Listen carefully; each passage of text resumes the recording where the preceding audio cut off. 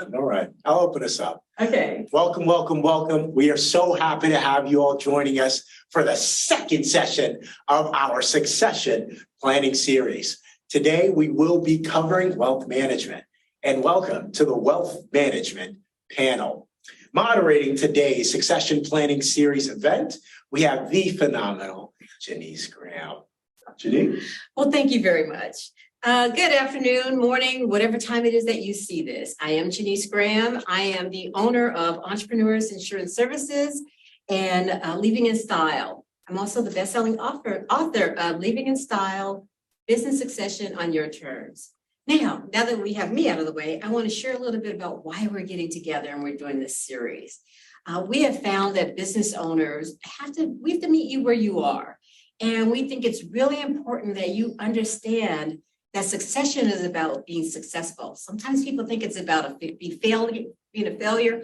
It's truly about succeeding. So we're here to impart some information to help you get started on your journey of succession planning. And with today's panel, we're going to have just as much fun as we had last month. Actually, we're having more fun this month, I have to say. We're having a lot of fun. So on our panel this afternoon, our professional and our expert is Mr. Tom Steele. And we like for our panelists to introduce themselves. So I will give Tom the opportunity to introduce himself. And then we also have Dr. Keanon Alderson. Dr. Keanon, can I call you Keanon? Yes, absolutely. Keanon. I told him I was going to ask him every time because I'm not going to be there with him. So we have Keanon, and Keanon is the director of the Family Business Center at the most beautiful campus at California Baptist University. So welcome, gentlemen. Thank you. Thank you. So we'll get started with Tom. If you can just give us a little introduction about yourself and share with our audience what it is that you do. Sure. Thank you very much. So I'm Tom Steele. I'm the chief broker and advisor for Steele Financial Group. We've been around since 1975. We predominantly work with individuals on what we call synchronized financial planning. There's a start point, which is when we don't have anything, the transition point where we need to protect what it is we're accumulating, and then, of course, the distribution point, which is finally the aspect of what we're all working for. How have we gathered our funds? How are they going to be allocated? How are they going to be distributed? How are we going to put ourselves in a position where we benefit from the fruits of our labor? So we're a multidisciplined arrangement as far as our firm. So we deal with a lot of different aspects and licensures.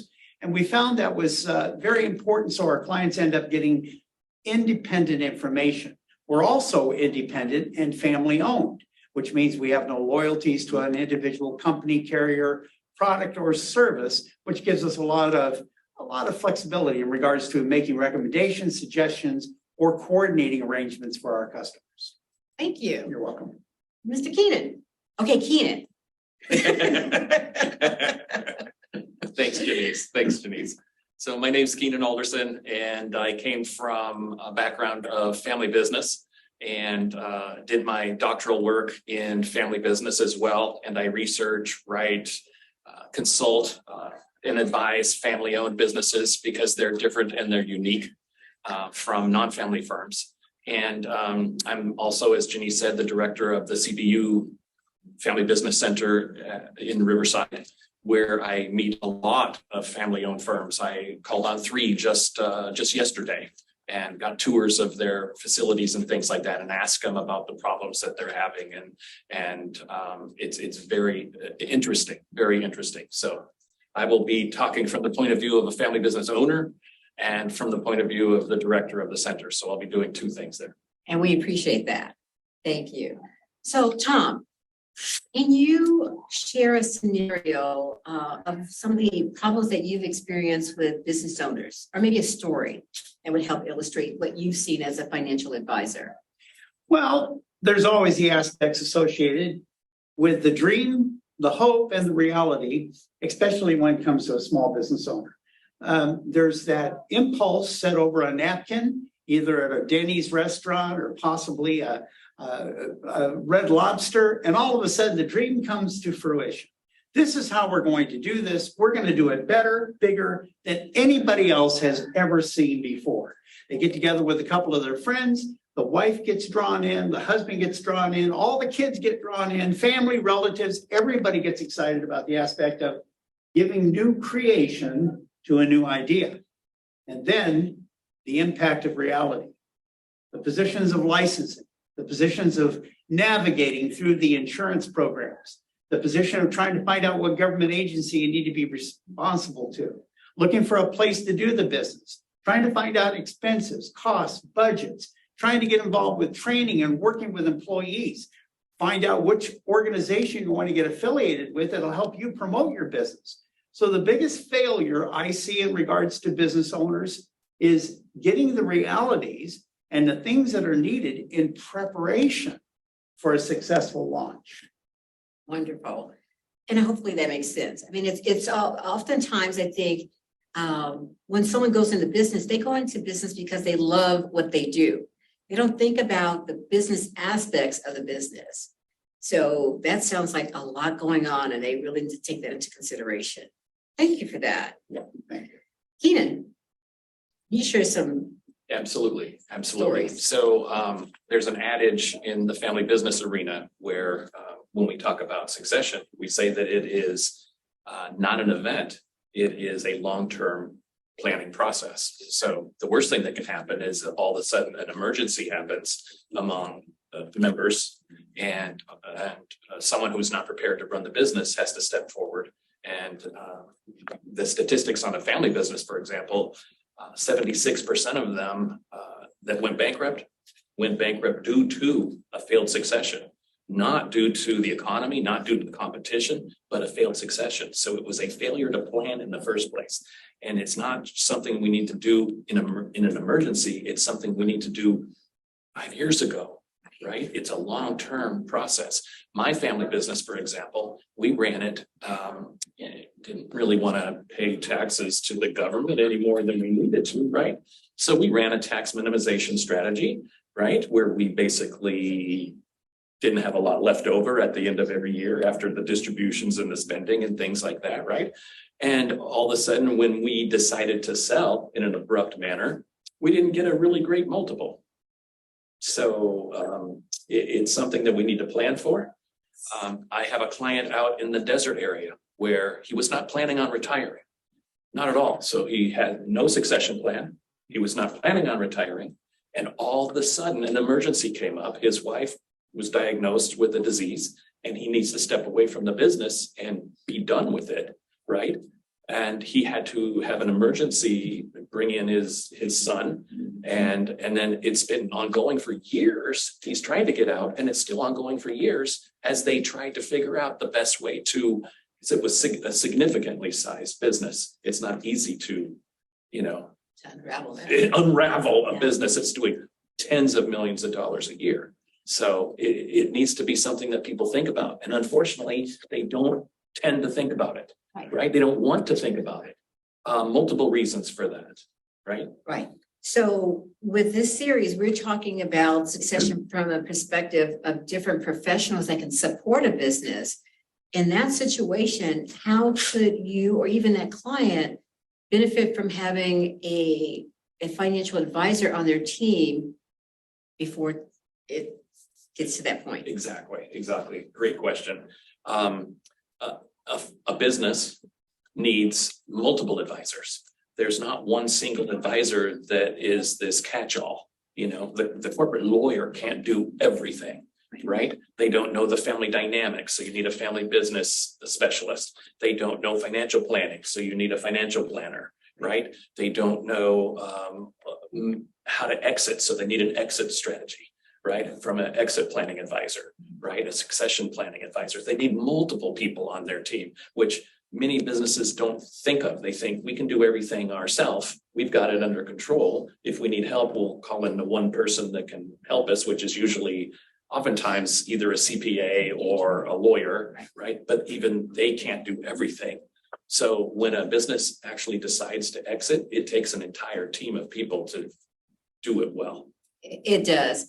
One of the, I'm sitting here, I'm thinking about one of the scenarios I share in my book, because oftentimes business owners don't realize it's like, if you have a financial advisor on your team, before you even get to the point where you're thinking about selling. And then you have a conversation with that advisor, include them in on the conversations. You might not want to sell. You know, someone thinks, oh, you know, I'm going to sell the business and I'm going to have $1 million and I'm going to live happily ever after. Well, if you have $1 million, that's going to net you about $20,000 a year if you want it to last.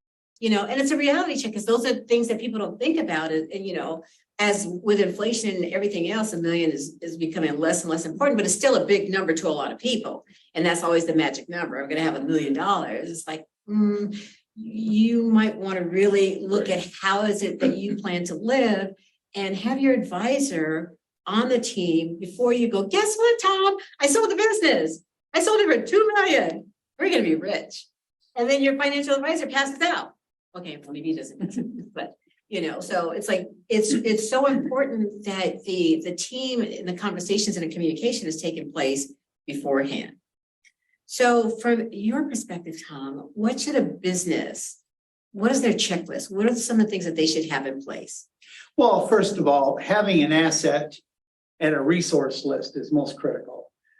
Anytime you want to get involved in something that's going to be a new venture, you want to make sure you got all your, at least as many as you can, all your ducks in a row. You're going to want to make sure you have the operational plan. You want to have a business plan. You want to make sure that you're funding for some of the drought areas of operation in case there's money that needs to be infused during times when things are going to be a little dry.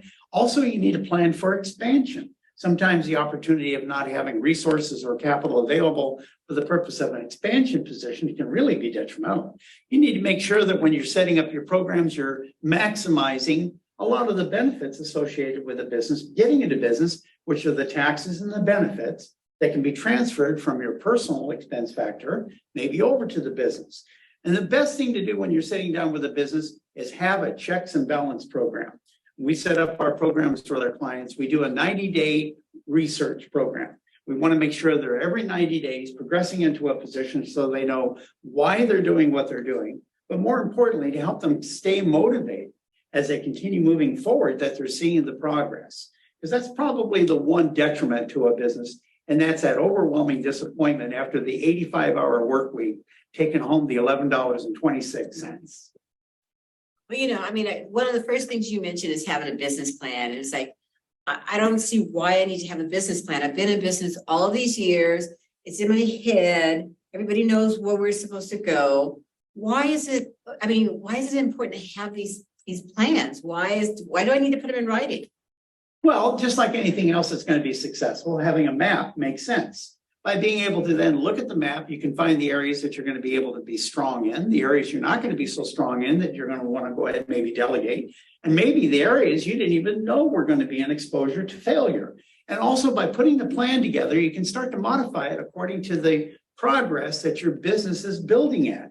Maybe you just started off with one little building, maybe you started off in a garage, and you suddenly discover that if you get a secondary location according to your business plan, you can create larger returns with the least amount of infusion of capital. So a business plan is like a map. You'd never think about going in a car, putting a gallon of gas in the car and directing it out towards the middle of the United States without at least checking out, well, where's the gas stations? Where's the hospitals? Where's the restaurants? You know, where's the repair shops? Absolutely. Thank you. And Keanon, with the Family Business Center and a lot of the families that you're talking to, what are some of the checks and balances that you mention or suggest or recommend to them? That they have a team of advisors. In fact, one of the things that we do recommend is having a board of advisors. One of the big problems that small businesses have and family businesses have is this insular thinking, right? I'm calling on this a contractor in town. And I said, what's your biggest problem? And he said, we all think the same. My dad started this company and dad taught me everything I know. And dad hired half the people here. I hired the other half. So everyone knows the same stuff that everyone else knows. There's no out of the box thinking, right? So what we recommend for a company like that is a board of advisors, not a board of directors that has, liability and can actually hire and fire the CEO, just a board of advisors. And you don't have to listen to them if you don't want to, but you put a CPA on there, you put a CFP on there, you put an insurance person on there, you put, a variety of successful business people on there to say, hey, did you think about this? Did you think about that? And it should have some diversity. It should have women, right? It should not just be, 100%, someone from the same industry or 100%, men, right? It should have an entire team of people. And another thing is, these professionals, you need to, do business with competent professionals. I have a good example and a bad example at the same time. One of the businesses in our family business center, with the recent snows up in the mountains, their business roof, the roof of their business building caved in. And it's going to take 9 to 12 months to rebuild. Well, insurance is going to pay for the building, but thank God they were wise enough, or at least their insurance person was professional and competent enough to discuss with them business continuity insurance. And so they have exactly 1 year where the insurance company is going to help them while they're rebuilding their business. I mean, can you imagine? That would cause you to go bankrupt if you didn't have any income for a whole year. Absolutely. So Absolutely. a board of advisors and competent professional advisors. So there's wisdom in, multiple counselors. Yes. So those are two great checklists. I hope you all are taking notes because that's very important. I think the idea of the advisor is really key as well. Oftentimes people think that if you have, because we know with directors, you can hire and fire a CEO. And a lot of people say, I don't want someone that's going to fire me from my own business. So they have no advice. So I think that's a great point to point out, is that there is a difference between an advisory board and a board of directors. So thank you for that. Also, awesome. So exiting business. Let's see here. It's like I'm going to change it up a little bit. I actually, Tom, if you can share a story, if you have a story that you can share about a business that did everything right all the way to the exit, and maybe they're like walking into the sunset or traveling the world because they listened and they did all of the right things. Well, we do have a business. They've been our client for about the last 27 years. We graduated with them through the different development stages that they were involved with. They had a series of other family members that were also on the board. They weren't giving advice as much as they were just helping to soften some of the areas where they needed help. Most of it was time, low labor costs, or they brought their skills in and donated it while the business was expanding. As they progressively went along, the idea was we're going to take every system that we can and begin de-risking the aspects of loss. So while you're building something, you also want to look at, well, what's the highest degree that's going to remove that building process? Or it's going to rescind that building process. Or worse than yet, it's going to require that I do a start over. Worst thing you can do for a business is get to a point where you're now at the greatest spot of your life, and now you're having to redo the do-overs in life. So they followed the process. We took and did as much de-risking as we could during the process. And then as things started to expand, we started to increase and include different aspects of their business that could then be adding additional revenue and additional income. So one of the things they did was they went out and got jackets and shirts. Everybody wanted to buy their clothing, and they were giving it away as promo items at like all the races and all the other programs. So I said, why don't you just go ahead and get a company, start going ahead and designing your own jacket. That way you got people walking around with your jacket and promoting it. You can end up with a little revenue.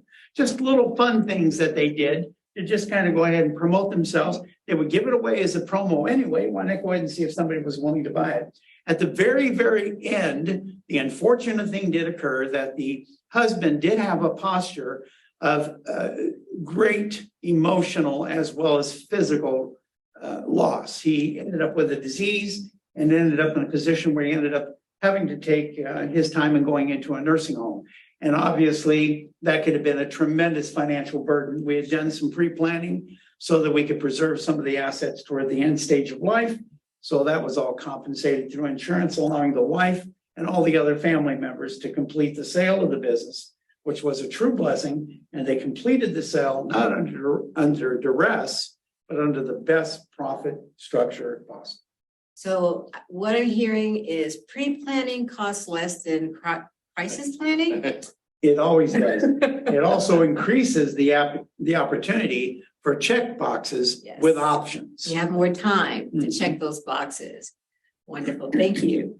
Now, Keanon, I know that the Family Business Center is very new at Cal Baptist. So there may not have been the stories through the center, but do you have stories that you can share? Absolutely, absolutely. In fact, the next upcoming speaker that we have, it's a woman who took over her business from her family, and she ran it for 36 years and just, made it extremely successful. Multiple times over, she increased the sales, right? And it got to the point where she wanted to sell, right? And she was able to do it. She sold for a great price. She did get to ride off into the sunset very, very happily. And she keeps herself busy now. This is a key thing for a business owner. It can be depressing. That was their baby. They spent their life's work, right? It can be depressing to sell. What am I going to do with my life, right? So what she does is she started another company, a nonprofit company, and she gives away a lot of her money. And it's a tremendous blessing. It's extremely fulfilling on her, and she's enjoying life. Yes. And that's a beautiful story. She gets to be here to see how those resources are used as opposed to in memory of, which is Yes, a blessing in itself. exactly. How fun would that be? That would be a lot So of fun. our next meeting is actually going to be when to let go. Yeah, and how when to is that build meeting? July 27th. July 27th. Awesome. July 27th. Is that in person or is it virtual? That's in person at CBU at 7:30 in the morning for breakfast. Yes, they feed you. So show up. That'd be great. And coffee, so you can stay awake at Yes. 7:30. Wonderful. So Tom, do you have any tips and techniques that you can impart on our audience for even just getting started in succession planning? Well, in succession planning, you have to be realistic. All of us are human beings, and we need to get realistic in regards to the extension of our energy, our desires, our passions. So a good thing to do is maybe have a meeting once a year. We have the holidays, we have Thanksgiving, Christmas, and other events during the year. Maybe first of all, take every year and plan. How close are you to measuring when you're done? And make sure that you have a list of what's important and critical to you to measure when you're done. So many times business people and individuals alike, we don't know when is it enough. What have we measured? When is it enough? And we keep pursuing and pursuing and pursuing to the point where we basically have everything that makes it enough. And now we start sacrificing the stuff that can't be replaced. Time with our family, our health, the opportunities to enjoy the things that we've worked so hard for. So I always recommend that all my business clients that I work with, we do once a year, we do what's called a plan check. We find out here's where you are in your target. Here's where you are in today's life. What do we need to do to accelerate the process? Or what do we need to modify or change so the process can actually be achievable in a shorter period of time? If you achieve that at a shorter period of time, there's nothing saying that you can't keep working. But now maybe instead of 85 hours a week, it's 5 hours a week because you've been grooming your succession team, your management team, or as we call it, the trapeze team that will come in and do what needs to get done so you can eventually get to the point that you've been working for, which is to have the time and the money to enjoy your life. Yeah. Or what I like to say, when work is optional and leisure and retirement activities are affordable. Amen. That's it. So start with the checklist. So if I were to talk to you and say, you know what, I just started this business. I love this business. I'm going to die in the chair. All the things we hear. I think it's important for people to know that to put a plan in place or put a date in place does, like you said, doesn't mean you have to go. You're giving yourself an option. So the first choice would be to pick a date. pick a date and just reverse engineer that date. And then if you get to that date and you pass it, yeah, it's a choice. At that point, you have a choice. Thank you for that.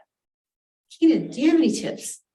I have a pretty relatively funny story. Stories and tips, we'll take them. I mentioned my family business, right? We did that for 17 years and we did not have a complete succession from my parents to my brother and I. My brother and I were 1/3 partners, but we didn't pass it on completely to my brother and I, right? So after we sold the business, mom and dad moved up to Montana and they bought mobile home parks. And my dad ran those mobile home parks until just recently. He passed in November of last year, and he ran those parks up until the time he was 90 when he passed. He ran those parks until he was 88. Now, the last 20 years of running those parks, a lot of deferred maintenance, right? Because he didn't have a plan to exit, did he? Right? But he was one of those people that took great pleasure in his work. And he was, if it was up to him, he would just drop dead at the desk. Yes. Right. And so, And it happens. a little bit of planning on his part would have saved us a lot of work and trouble. But thank God he did finally, when he decided at 88 that it was getting a bit too much for him. Right. Then we went to the lawyer, we created a trust and an estate plan and things like that. And my sister moved up there to, help manage the building, help manage the business and things like that. Right. So a little forethought would be good.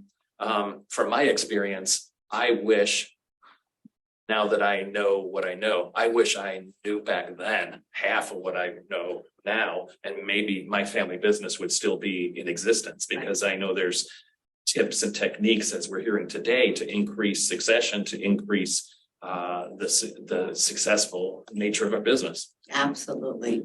I was just sitting here and it's like I have all of these things going like, oh, that's like I'm cheering in my head. You guys don't see it. I'm cheering in my head. When it comes to we've talked about a lot, and most of I understand it, and I hope our audience did, because sometimes it's the lingo.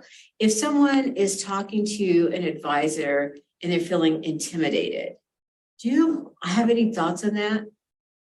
We're talking about what we call in our industry advanced planning. So what I always say is, if we call it advanced planning, what does the average person call it? Over their head.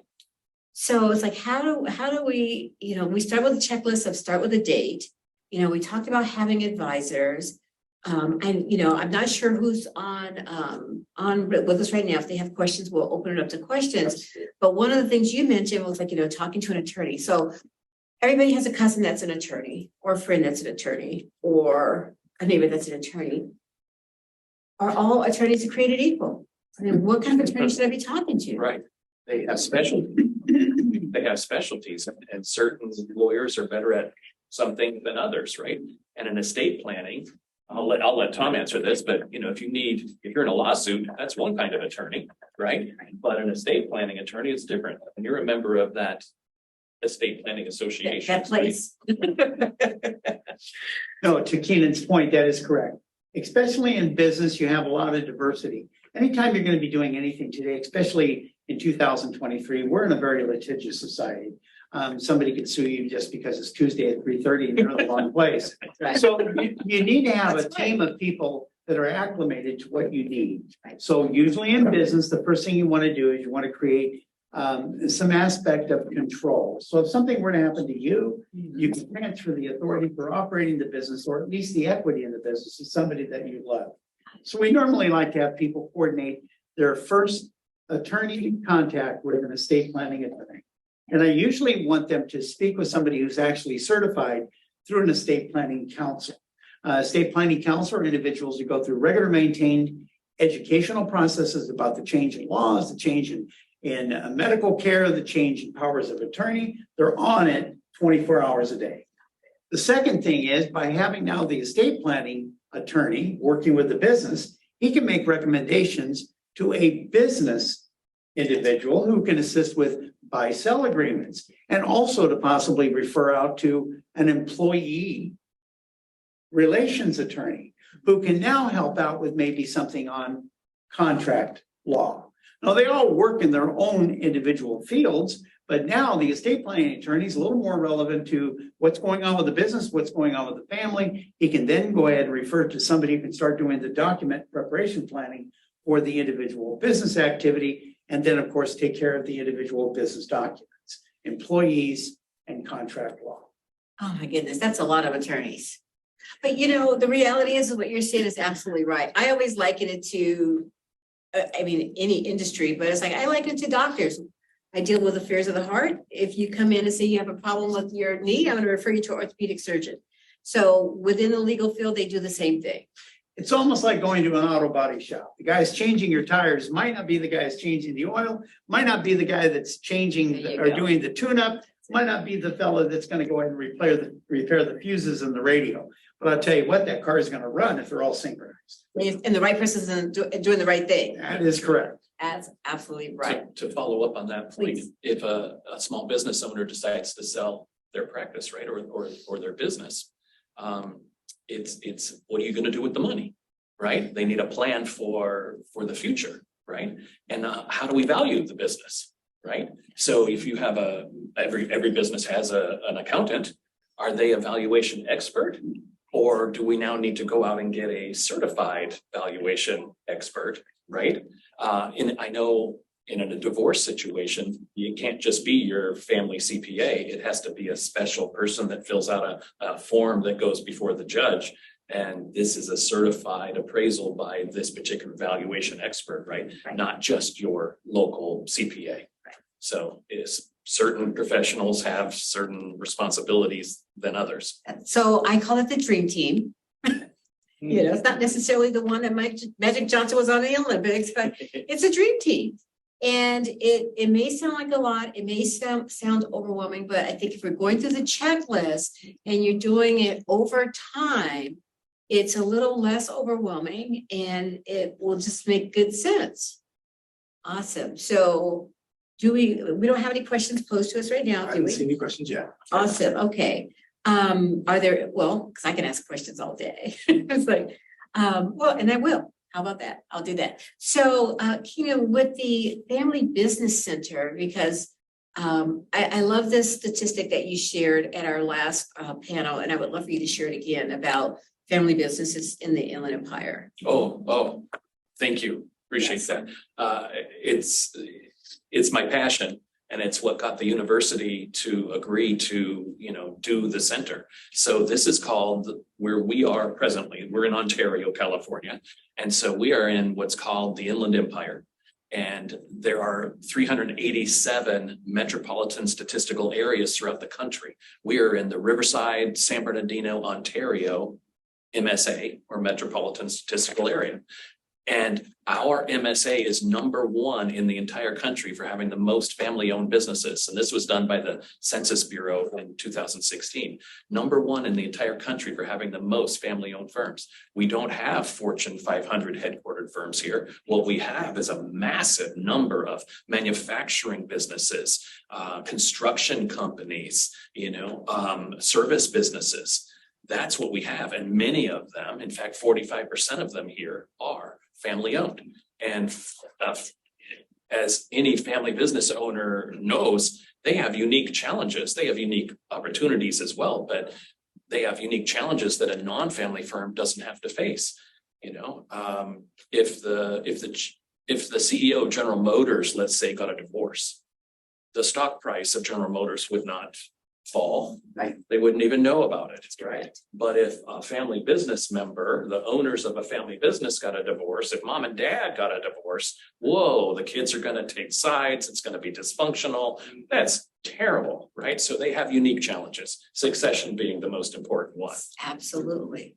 And although you can be anywhere in the world and see this, again, we are all in the Inland Empire. So if 45% are small business owners, that's going to be a huge effect on our community. Yes. For those of you that are outside of the Inland Empire, about 98% of businesses in the United States are small business owners.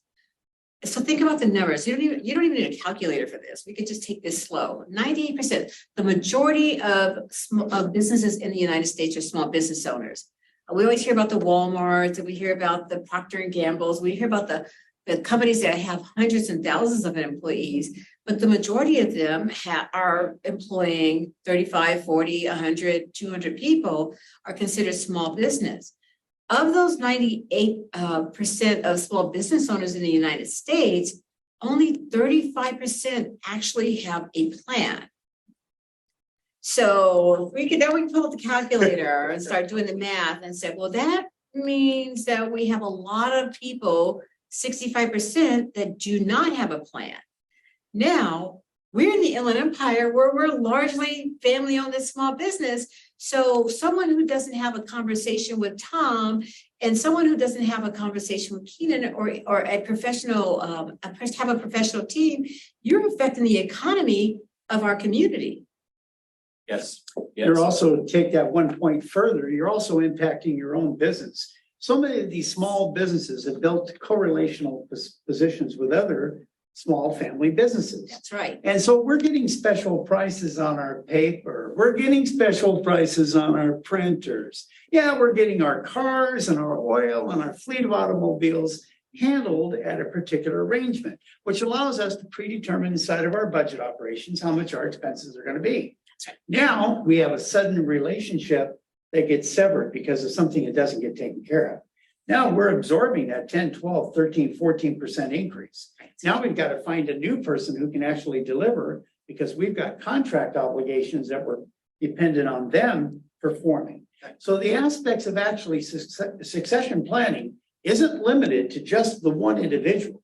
It's designed to have the other people in your team also be up to speed in regards to what's going to happen next. Because the last thing you don't want to do is have a quarterback who's on a winning situation and all of a sudden they have a medical condition. Now you have all these other people that are on the field with no job to do. Absolutely. And the family businesses that are given those discounts and the buddy system, you are affecting them as well. And it affects the entire community. It affects the mortgage, the childcare, everything. So the more that we can encourage you to have a conversation and to talk to your advisors or seek out professional support. And if you're not sure, go attend the family business meetings over at California, at Cal Baptist, CBU. Just be in a place and space to learn. I think is what I say, nobody carries checkbooks anymore. I was like, leave your checkbook at home, like, what's that? What's a checkbook? Leave your debit card at home, just gather information. And because it is truly what I always say is like the pre-planning part of it costs a lot less than crisis planning. And what I mean by that is that if you don't have a plan in place, when it comes to business, GoFundMe isn't going to do you any favors. No. It's not going to do you'd have to have this incredibly compelling story, like, your business levitated. I don't know. But I just get so upset when people think about, GoFundMe is going to help me. No. This is not Tom, is this a GoFundMe event? Well, I didn't get my code in there or my email.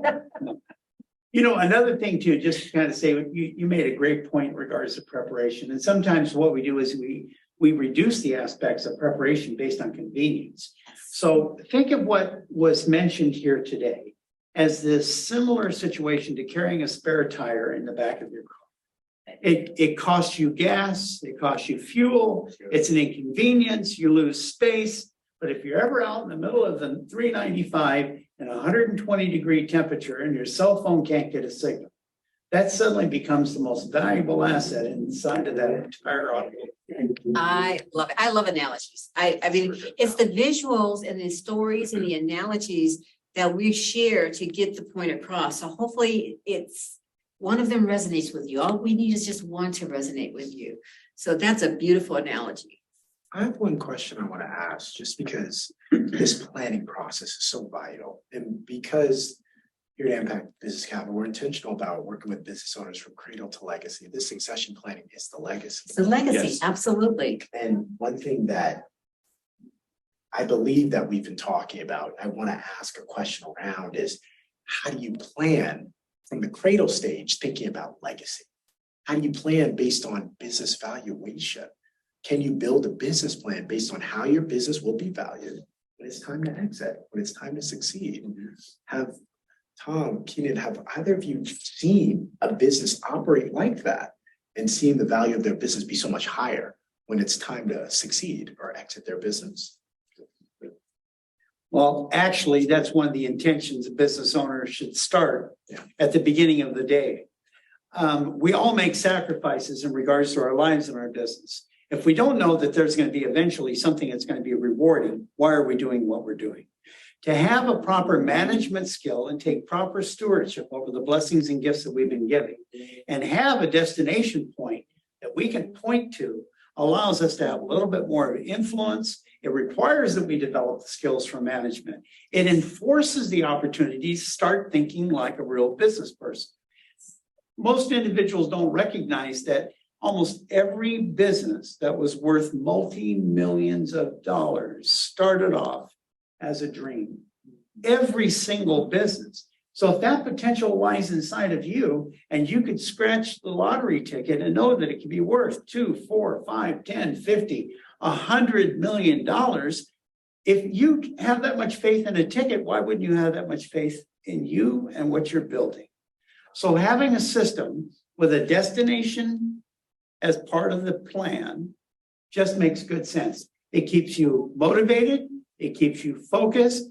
It allows you to continue on a regular basis to monitor and check yourself, find out whether you're wasting time, building something, or need to introduce something else. It also will help you identify opportunities along the way. How many times has a small business owner not partnered with somebody or not done something in conjunction with another individual where the duplication of both of their efforts could have reduced their costs and actually built even greater opportunities for their families. Yeah. That's good. That's good. Point. Following up on that a little bit, 90%, there's a family business statistic that, most small businesses, most family businesses for sure, they carry the majority of their assets in the business. Yes. And so if the business fails, mostly due to a failed succession, right? Then that family is financially devastated. The next generation does not get that generational wealth passed to them, and their employment is tied up there as well. And as you said earlier, the community's, hurt, right? The economy suffers, the community suffers, right? But your employment all of a sudden is gone, and now your wealth is gone, right? This is really super important. And you're older. Yeah, and you mentioned earlier, Janice, failure to plan is planning to fail, right? So we need to do it. In the family business space, there are tools that are unique to family firms. And to answer your question, Brian, the tool that I love the most, that I think is one of the most helpful tools, is a written document called a family constitution. It's not something that non-family firms have. It's unique to the family business space. And it has the mission, the vision, the values, which are incredibly important to a family and business together. That's what separates them from a non-family firm. These values passed down, the legacy passed down from grandma and grandpa to mom and dad to son and daughter, right? And so that's what separates them from non-family firms. Why are we in business together? And we put down step by step by step, how do we value a company if we decide to sell? What would it take for us to sell the firm? How do you enter the business? How do you exit the business? How do you get fired from the business, right? So we put down all those kinds of things, right? What will take us when what do we want to do with this business? Do we want to pass it on to our children? If so, we need to make plans to do so, right? And keep it in great financial shape, right? Are we going to sell out at a certain price? Then, let's write that in the Constitution. So the Constitution can really help these family firms professionalize and succeed and better manage their firm. I love that. Family constitution. Mhm. Yeah.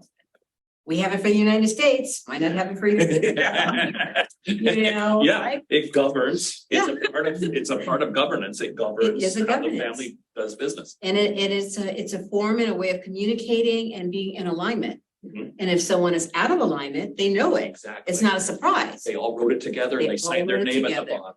Absolutely. It can also help with business amnesia, where we thought we said something, but now we have a record. I love that. Business amnesia. I'm gonna use that. I'm gonna steal that. Oh, my goodness. That does happen a lot. I have a client, I have a family business client who their biggest issue, I provided them with this assessment that I developed where it's 165 questions and the family goes through and it's confidential. So no one knows what anyone else said and they go through 165 questions and I can easily tell, oh, here's the problem. And you know what I heard on this one business? Dad says one thing to me. And then a week later says something else to my sister. And a week later says something completely different to my brother. And then dad doesn't remember who he said what to. Uh-oh. And now we have conflict, Yes. right? And it's communication, it's decision-making, and all that would have been taken care of in that family constitution. How do we make decisions together? What is our process for communicating, right? In a more formal manner, if you're going to make life-changing decisions such as that, Yes. you know, Yeah. so. Well, I mean, I think this is all huge. I think we all have a lot of work to do. Yeah, You know, one of the things that I shared, I mean, I wrote my book to introduce the concept. Because sometimes we meet folks that are a little bit further along the way. So I thank you both for being here and sharing and imparting your wisdom. I can't wait for folks to see this and to, if anything, just ask a question. And if you don't have someone in your world, in your space that you feel safe asking a question to, you know, reach out to these gentlemen. I'm pretty positive because I talked to them beforehand. I think they'll probably be very helpful in answering a question. So before we close out this meeting, I'm going to pass it back over to Brian, who is going to impart his wisdom. Thank you so much. He has no white hairs to do it, but whatever. Oh, Saying. no white. Oh, that's. She's a whippersnapper. That was a requirement. He didn't get the memo. Well, I can't say it enough. This conversation, the amount of value, right, that is in the questions, right? The understanding of how important it is to plan so that you don't fail, right? And I saw that Bernita, who is in the room, had noted that we did answer her question. So I'm grateful to hear that, but we want to keep answering questions. And so we welcome you to join us again. We will be gathered for the next succession planning series event where we will be bringing in a CPA/accountant. And so if you've enjoyed this series, continue to follow along for the journey. We're excited to continue to grow and learn alongside you. Thank you so much for joining us. Once again, Mr. Steele, thank you so much for being Thank you, here. Brian, for including me. I appreciate it. Thank you for your time. Denise, thank you so much for moderating. My pleasure. Oh, man, more to come, but continue to follow us from the journey and ask the question. Because if you plan to fail, then you do plan to fail. But we want you to plan so you don't fail. Succession planning, we're here. Reach out to me if you have any questions or you'd like to follow up and get additional support. We're happy to serve. Thank you so much, and we hope you have a great day. Bye-bye.